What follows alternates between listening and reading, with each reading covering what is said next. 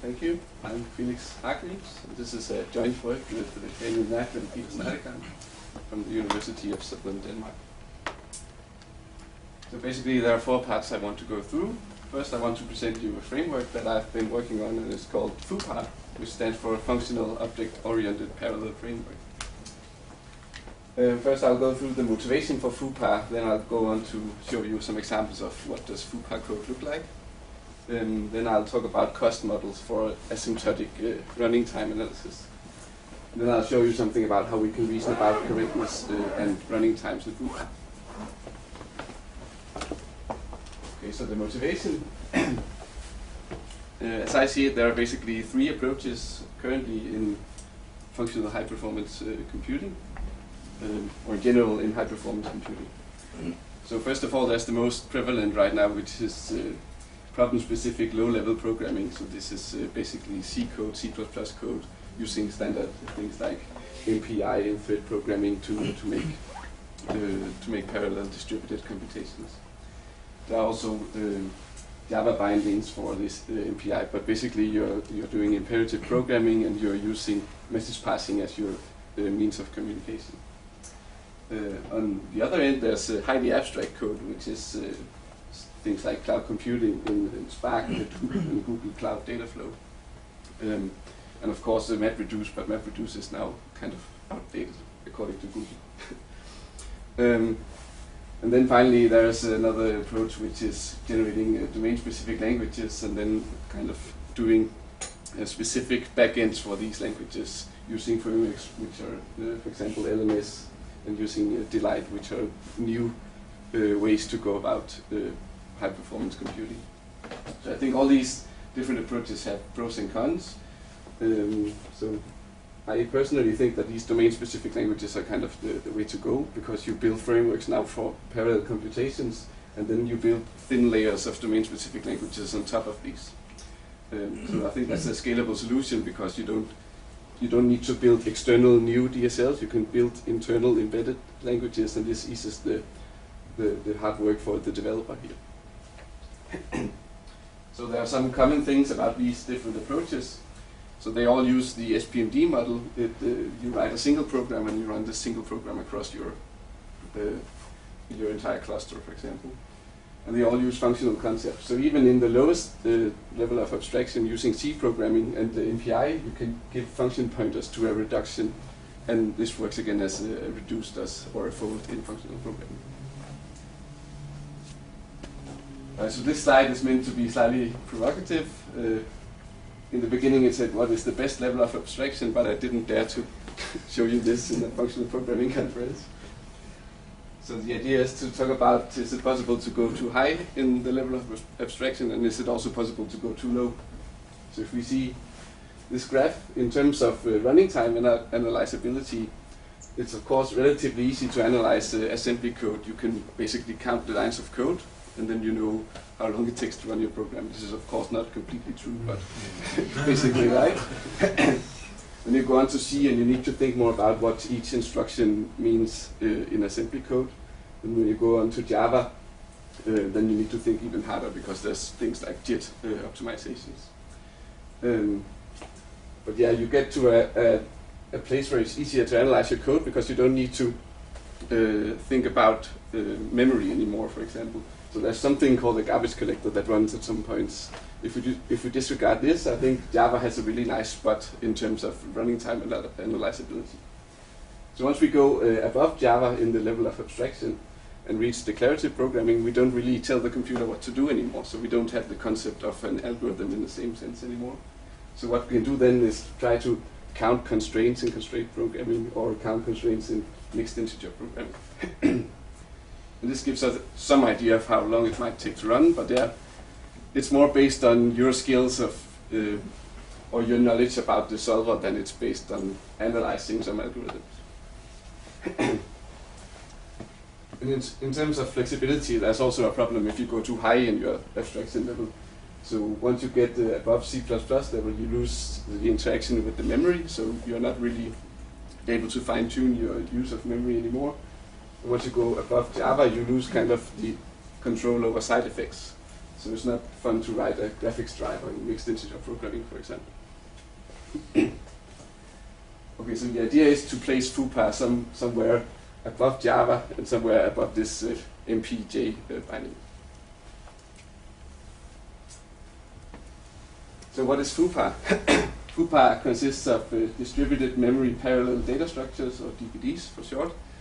And these are statically distributed data structures. So the main work goes on in the constructors, where you kind of choose yourself what data goes where. The way you interact with these data structures once you've constructed them is through a unified higher order interface. So this is basically the same design pattern that's used since the Scala 2.8 API, and it's quite interesting to wrap your head around the type system in Scala. So if you're interested in understanding this build a traversable pattern, there's a nice article by Martin Wodecki and Adrian Wars here. So these higher order methods in the interface of Fupa, they map more or less directly to these classical communication patterns that we know. There's one-to-all broadcast, all-to-one reduction, prefix sum, and so on. And the reason why they map directly to this, the reason why they map directly to these communication patterns is for analyzability. So once we look at our program, we will be able to tell something about the running time directly. So currently there are 4 distributed data structures, distributed values, which are unordered data structures. So each processing element will have some data, but we don't know which ordering they have. And then there's distributed sequences, which have a natural ordering, distributed grids, which are good for 2D, 3D grid computations, and then there's an experimental distributed hash map. So just to have a quick look at what Fupa code looks like. So the distributed values, we use these for quick and dirty communication. If we want some common notion of what is the current time, we can use a distributed value. We get the current time as we do in Java. And here we can only rely on commutative binary functions when we do a reduction, for example. So maxd is implemented using a reduction with the max function, and it's a distributed function, so some root will have the result in the end. The same with min d, and min and max are, of course, commutative functions here. So we can get a common notion of this, and in the end, if we want, we can distribute this with a one-to-all broadcast. For distributed sequences, as I told you, here we have some notion of an ordering of our data. So in the constructor of the distributed sequence, we get a lambda function, and then we map into some data here. So once we have a notion of the order, then we can use associative binary functions on these data structures. So one example here is that we reduce with this concatenation here. So is it a good idea to make a parallel reduction with concatenation?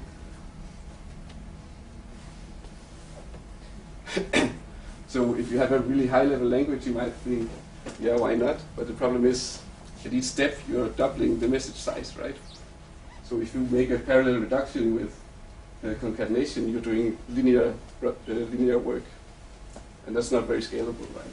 So anyway, the reason why we use this is just as an example of an associative binary function, and as a result, we get the alphabet plus a bracket. Okay, distributed grids are a bit more involved. So when we construct a distributed grid, we use a range as argument. So if we give 3 ranges, we will have a 3-dimensional grid, which has the base corresponding to the range here. So here we will have a 3 by 3 by 3 grid. So if you now have a function which translates 3D coordinates back to their integer representation, we can do some fun stuff. So first, if we calculate now in a sequential fashion the sum of the numbers from 0 until the number of elements in this grid, we can compare this to something we calculate in parallel. So in parallel, if we now map each element of our grid into their integer value, get the parallel sum using a reduction, then we can compare this to our sequential result and check if this was correct. Check if our data structure works. Another thing we can do is we can map our data structure into some type of element which implements the ordering type class, and then check which is the maximum element here. So if we do this, we should get the highest coordinate. If we do this with a min-by, we should get the lowest coordinate. And then finally we can try to get the average of the integers values. Right, so if we run this with 27 processing elements, we get these results.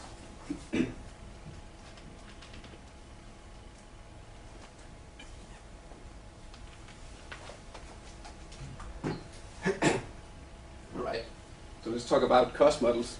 So if you want to have an analyzable framework, we need some notion of how do we actually analyze stuff.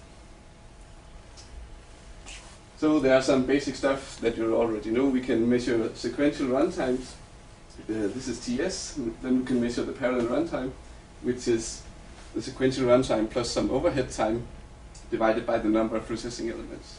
We can then get the total time we spent doing our computation, which we call the cost. And the overhead is, of course, the cost minus the sequential runtime. So the speed up is the sequential runtime divided by the parallel runtime.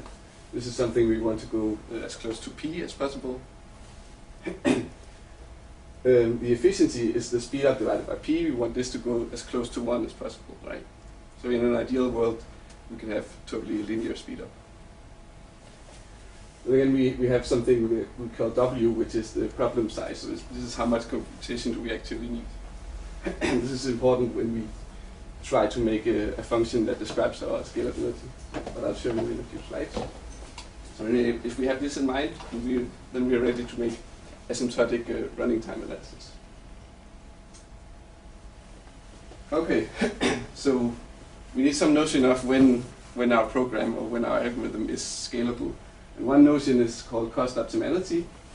So if we say that cost is p times the parallel runtime, then we can say a system is cost optimal if the parallel or if the cost is in theta of the sequential runtime. So this means there's no significant overhead.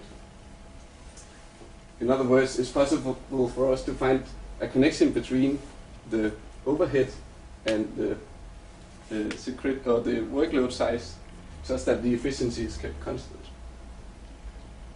Okay.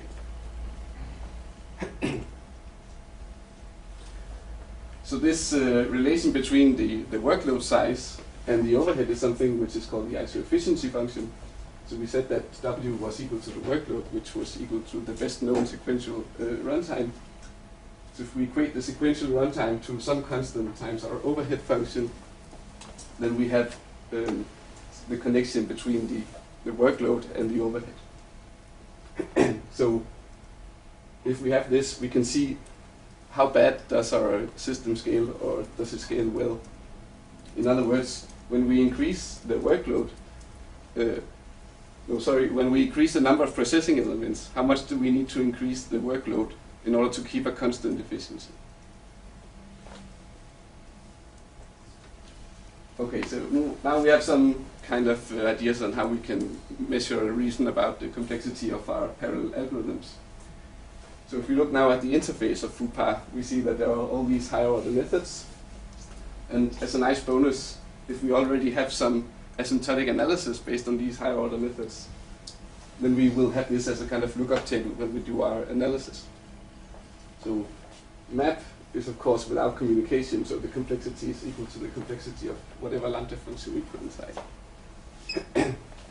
So one nice thing is if we have some method like reduce, this takes a single lambda argument, and here the complexity uses again the running time of the lambda function as an argument, so we can do recursive running time analysis here. So what is TS and TW? So TS is a constant we use in this alpha beta cost model. TS stands for startup time, and is the time it takes for each message to start sending. TW is the per word transfer time. So if we have a message size of however many bytes, we know something about a network that tells us well, it takes this much time to send each byte. So it's nice to have this table when we look at Fupa programs, because then it's a matter of looking up the overhead in terms of these functions and then calculating the complexity of the lambda functions that we plug in.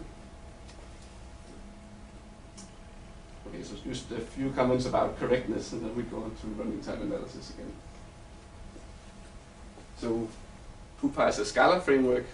Scala is a dirty, mixed paradigm thing. No one likes that, right? But anyway, I think it's nice for something like message passing. So message passing is inherently sequential, right? Or it's inherently side effectful. So I don't mind making an imperative function in my Scala framework, as long as I get to use higher order functions as well. So this is an example of the algorithm which does the reduce, but this works only for powers of 2. That's an extra special case if you want it to work for non-powers of 2. But just disregard that right now. So the way it works is like this. At each step we have the number of processing elements who contain some data. And the nice thing is we can prove that this works for semigroups. And semigroups is just some set of elements and a binary associative function. So say we have the integer multiplication, that's an example of semigroups, and we can use this without loss of generalization. So proving that this works for a single element is trivial. So the for loop would be completely skipped and we just return the element. So that would be our base case. Going to the next power of 2 would also be quite easy. So you can see in this graph, it's a matter of showing that once we end the second to last step, we see that there's been an analogous algorithm running on the upper half, right? So if we had the result of the reduction of the upper half here, and the result of the reduction of the lower half here, we just need to show that the final message goes to the right place and that the operator is associative. So this is really hand-wavy stuff, but I'm just telling you that we can prove that this pseudocode is correct, and then we can do a line-by-line translation. So if we go back to the code, the only difference in the Scala code right now is an extra special case here for non-powers of 2. Otherwise, it's identical. Of course, we do more than that. We also use specification testing to verify that we didn't screw up some special case somewhere or there's a minor difference, but so far everything works out. So we have kind of a notion that the interface to the Fupa data structures is correct. Okay, so let's look at a more involved example of some Fupa code. The Floyd-Warshall algorithm is dynamic programming. We have a graph of weights, and the weights are the distance between two nodes. We want to calculate all pairs' shortest paths. So in each iteration of k, we add another node to the set of intermediate nodes that we allow. So dij is the shortest path between I and j, given that the nodes from 1 until k are in the intermediate set of nodes. So if you don't understand it, it doesn't really matter. We just need to calculate this. That's the beauty of being a computer scientist. So anyway, the computation pattern consists of 2 times k one-to-all broadcasts. You broadcast whatever part of your column you have into your row of processing elements, and you broadcast whatever part of the row you have in your column of processing elements. So that's the programming pattern. So if there are any functional programming purists, they need to shut their eyes now. Okay, so this is the Fupa implementation of the Floyd-Warshall algorithm. And it goes nice in the first line and in the second line, and we keep being happy until we reach line 6, and suddenly there's a variable. So dynamic programming is pretty nice if you have variables, I think. I wouldn't want to do a pure version of this in terms of memory, for example. So anyway, we initialize a 2D grid. We have k iterations. We use the map to partition our local block, and then we use apply, which was mapped directly to one-to-all broadcasts. So this is the communication. This is the computation of the update. The update function calculates exactly the math that we saw in the earlier slide. But again, we use imperative code here. You can do whatever you want. If you want to do this part functionally, you do that. This could also be a highly optimized C kernel. So a nice side effect of using functional programming is that you naturally isolate the computation part from the communication part. Okay, so I think I'm running short on time. So anyway, we know how to calculate the complexity of a map, and we know how to calculate the complexity of an apply, and then there was an extra map using the update function. So we are left to only calculate the complexity of our lambda functions. Once we have the complexities of the lambda functions, we plug them in, we have the parallel runtime. So we saw that the parallel runtime of the body of the loop was this. We multiply it by the size of the loop, and then we have the complete parallel runtime here. We can calculate the cost. We can check if this is cost optimal, and we check this by checking if we check that this cost is in theta of ts. We can see that if square root p log p is in O of n, then this is cost optimal. So in other words, when we have a cost optimal algorithm, it makes sense to look for ISO efficiency functions. So we do that. So trust me that we reach this ISO efficiency function for now. And we need to think about this. This is a good ISO efficiency function. So this is the function we need to have as low as possible, because we want it such that when we increase the number of processing elements, we don't need to skyrocket the input size to keep our constant efficiency. So here are some examples of some other source path algorithms, and we can see that with some modest effort, we actually get kind of close to the best parallelization that I know of for this problem. So we made some benchmarks. The only problem with our benchmark is that we spent no time at all trying to optimize the computational kernel. And as you probably know, when we optimize the sequential part of our algorithm, it's tougher to make it scalable. So some parts of this is kind of artificial, but it is possible to get some speed up using Fupa.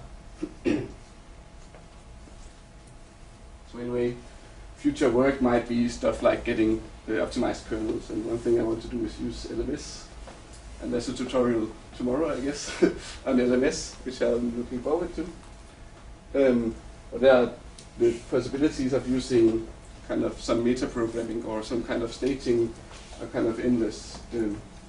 So things I want to follow are profile-guided optimizations, unrolling of group patterns. It would be nice to have kind of a distributed compiler that compiles your code based on your processor rank.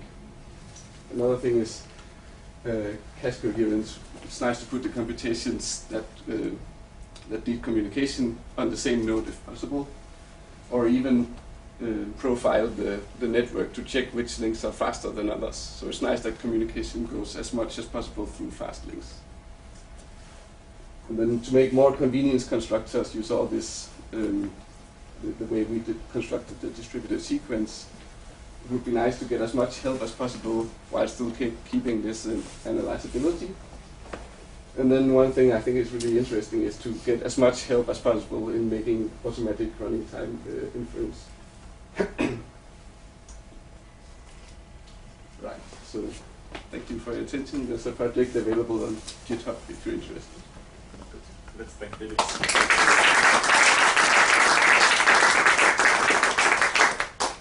Are there any questions?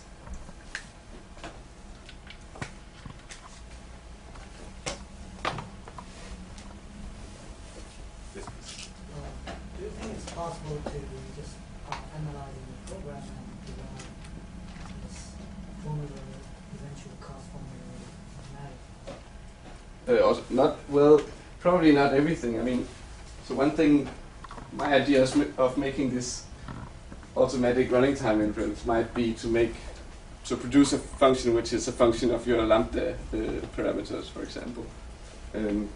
So in the general case, it's probably impossible to calculate the complexity of a program automatically. I think you get into some computability problems there. So if you have an infinite loop, then you're dead, right? But I think it's possible if you stay within some limited framework, and for some limited programs it might be possible. One thing we are looking into is what if you make a small DSL in which you limit the number of programs that to a certain class. So if you make a small DSL with a not very, but somewhat confined syntax, then maybe it would be possible to give a very strong hint about the complexity of the produced program.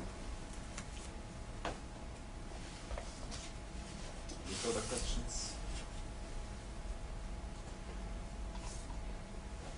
So I had one question. So when you showed the benchmark slide, so you were talking about the computational kernel, and I didn't fully understand. So you were saying you haven't optimized it enough, and that's why it might not be.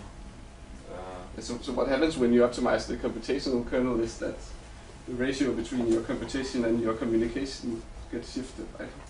So the speed up will also get shifted. Okay, so what kind of shift do you expect here? So I would expect that the speed up is smaller. So here we compare to running the same program just with a single processing element, which is of course somewhat unfair because there's some overhead in constructing these distributed data structures. So in reality, what you need to do is get if you have a fastly tuned C version of a problem, you should compare to that, right? So always compare to the fastest sequential version. But once you compare to something which sequentially is faster, the ratio really gets shifted, so your communication overhead gets really apparent. So even if I would plug in a very optimized C kernel right now, then again we will see a much slower speed up. Okay, so it's not that those numbers would change, but it's just like if you were to run an optimized C kernel instead of what you're doing now. I mean, so let's go back to the code. If I would plug in an optimized C kernel here, I would expect that the numbers would change. I mean, I would expect the speed up to be slower or smaller. Do you have any intuition by how much? Not for this problem, so it depends on how efficient code is produced here. So actually even this for abstraction in Scala is pretty slow. So this does not compile into, so what happens is this compiles into a high order function on these ranges here. So this is equal to 0 until mat size dot reach and then something. So there's function overhead of each iteration there. The fastest you could or should do in Scala would be to make a while loop, so it supports the while construction, which is not compiled into anything else. But the for construction, it's more flexible than a standard for construction, but it has a significant overhead. There's also, I guess, there's even some things in LMS already to deal with while loops, right? Okay, let's thank the speaker again.